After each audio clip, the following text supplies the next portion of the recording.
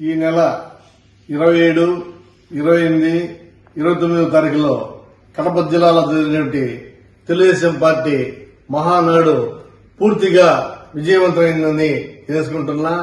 పూర్తిగా విజయవంతమైన దానికి మేమందరం కూడా హర్షం వ్యక్తం చేస్తున్నామని తెలుసుకుంటున్నాం.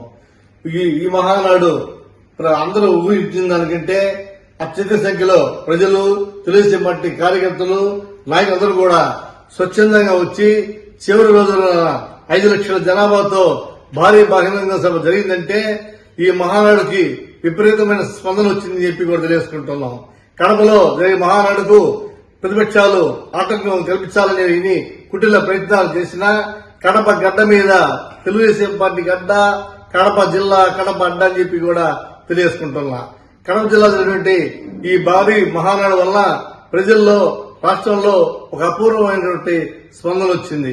ముఖ్యంగా మా తెలుగుదేశం పార్టీ జాతీయ అధ్యక్షులు, అలాగే రాష్ట్ర ముఖ్యమంత్రి వర్యులు గౌరవనీయులు శ్రీ నారా చంద్రబాబు నాయుడు గారు, తెలుగుదేశం పార్టీ జాతీయ ప్రధాన కార్యదర్శి, రాష్ట్ర ఐటీ శాఖ మంత్రులు, యువ నాయకులు నారా లోకేష్ బాబు గారి ఆధ్వర్యంలో నాయకత్వంలో ఈ మహానాడుకు విశేష స్పందన వచ్చిందంటే నారా చంద్రబాబు నాయుడు గారి పైన, మా యువ నాయకులు నారా లోకేష్ బాబు గారి పైన అపారమైన విశ్వాసం, నమ్మకంతోనే ఈ మహానాడు పూర్తిగా విజయవంతమైందని చెప్పి కూడా నేను తెలియజేసుకుంటున్నా.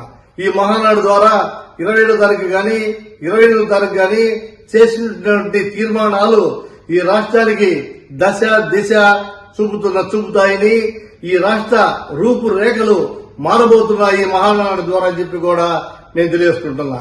అనేక తీర్మానాలు ఈ మహానాడు ద్వారా ఆమోదం లభించిందని తెలుసుకుంటున్నా.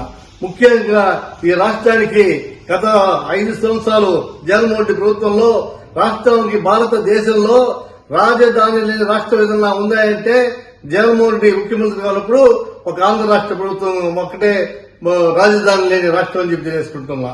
కానీ ఈరోజు మన ముఖ్యమంత్రి చంద్రబాబు నాయుడు గారు వచ్చిన తర్వాత అమరావతిని అద్భుతమైనటువంటి రాజధాని పనుల నిర్మాణానికి పునః ప్రారంభించాలని చెప్పి కూడా నేను తెలియజేసుకుంటున్నా.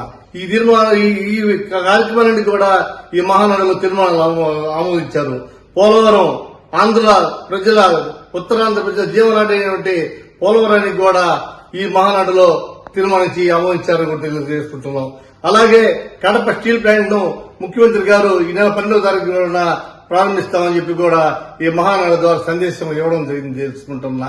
ఇవన్నీ తీర్మానాలు చూస్తుంటే ఈ రాష్ట్రానికి రాబోయేటువంటి 4 సంవత్సరాల్లో ఐటీ పరిశ్రమలు గాని, పోలవరం ప్రాజెక్టు గాని, రాజధాని గాని, విశాఖ రైల్వే జోన్ గాని, కడప స్టీల్ ప్లాంట్ గాని సర్వతోముఖంగా ఈ రాష్ట్రం అన్ని రంగాలలో ముందుకు పోయేదానికి ఒక చక్కటి అవకాశం ఈ మహానాడు ద్వారా ప్రజలకి ఒక సందేశం ఇవ్వడం జరిగిందని చెప్పి కూడా తెలియజేసుకుంటున్నా. మరో ముఖ్యమైన విషయం, ఈ మహానాడులో మా యువ నాయకులు, తెలుగుదేశం పార్టీ జాతీయ ప్రధాన కార్యదర్శి, రాష్ట్ర ఐటీ శాఖ మంత్రులు నారా లోకేష్ బాబు గారు 6 శాసనాలను ప్రవేశపెట్టారు. ప్రతి శాసనం కూడా ఈ రాష్ట్రం యొక్క దశ మార్చే విధంగా 6 శాసనాలను రూపకల్పన చేసి ఈ మహానాడులో ప్రవేశపెడితే 6 శాసనాలకి ఏకగ్రీవంగా ఆమోదం లభించింది ఈ మహానాడు ద్వారా చెప్పి కూడా నేను తెలియజేసుకుంటున్నా.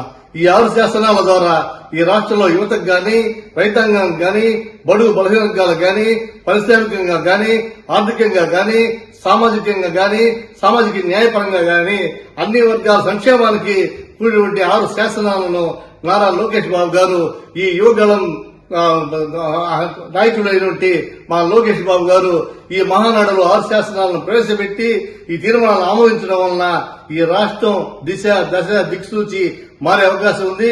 ప్రతి ఒక్కరికి, ప్రతి కుటుంబానికి ప్రభుత్వ సంక్షేమ పథకాలు, సంక్షేమ ఫలాలు అందేదానికి ఈ 6 శాసనాలు దోహదపడతాయని చెప్పి కూడా నేను తెలియజేసుకుంటున్నా.